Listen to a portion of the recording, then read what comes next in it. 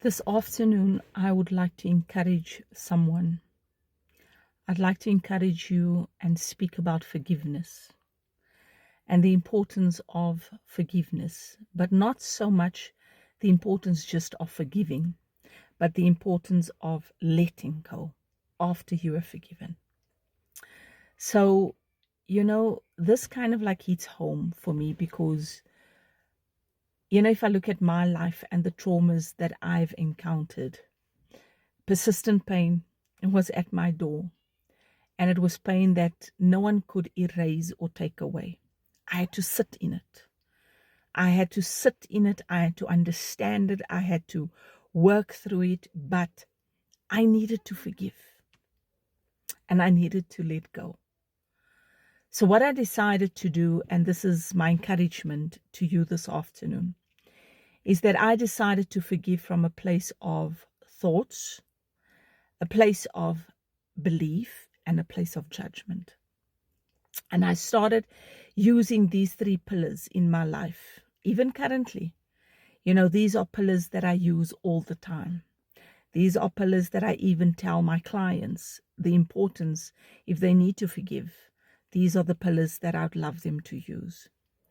So when we look at thoughts, I needed to look at the thoughts of the person that has hurt me, the thoughts that I had, the negative thoughts, the negative words I would utter and say. And sometimes we wouldn't even say it or utter it with our mouths, but with our hearts. Because the minute someone has done something to you and you cannot forgive that person, your heart is overwhelmed with a lot of words and negative words, because all you're thinking of is, how dare this person do this to me? How can I forgive him? Or how can I forgive her? How can I forgive this person for doing what he has done? I cannot forget and I cannot forgive. But I've got news for you. So when we look at thoughts, for example, we look at thoughts in a sense of, you need to have thoughts of you need to erase the negative thoughts, And it wasn't an overnight thing that I did. I needed to practice.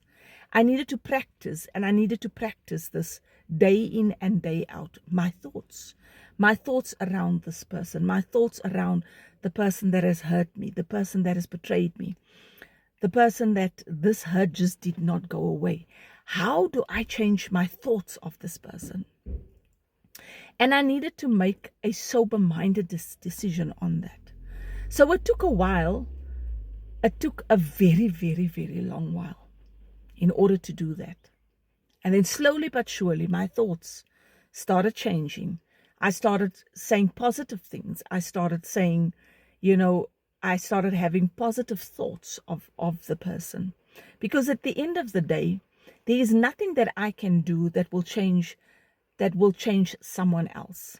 The person has to change for himself or herself. Very important that you need to know that. You cannot force anything upon anyone. You cannot force any change upon anyone. The person needs to change all by themselves. And that's what I started saying to myself, it's not in my control. It's not in my control for that person to change. But what I need to do is have positive thoughts about the person. And I started doing that, And then I started believing. And believing was not easy. Because how do you believe someone that has hurt you so badly? Sometimes, like I said, these words, your heart actually feels the pain. It absorbs so much of you. There are days, I think, that, you don't even sleep because it keeps you wide awake, the pain that you are feeling. And you cannot understand, this is a person that I'm close to. This is my own father, for example. This is my own mother. This is my own siblings, but it can be anyone. And this pain will keep you awake because you never expected that it would be that person that would hurt you. And my belief, I started changing of the person. I started putting positive belief thoughts in my mind. And I started speaking things. So I started saying things, quotes like, he is or she is, for example, worthy. She is or he is, important to someone. I started just saying it over and over again until I believed it. I believe that this is also a good person. This is a person that has a good heart, might have good intentions, but I just needed to change my belief of the person. And I started practicing that. And then I started practicing judgment, where I said to myself, there's so many times where, all of us can be judged for anything that we have done wrong. It might not be something that someone has seen you do, but trust me, if they've seen it, they would have judged you. So I decided, you know what?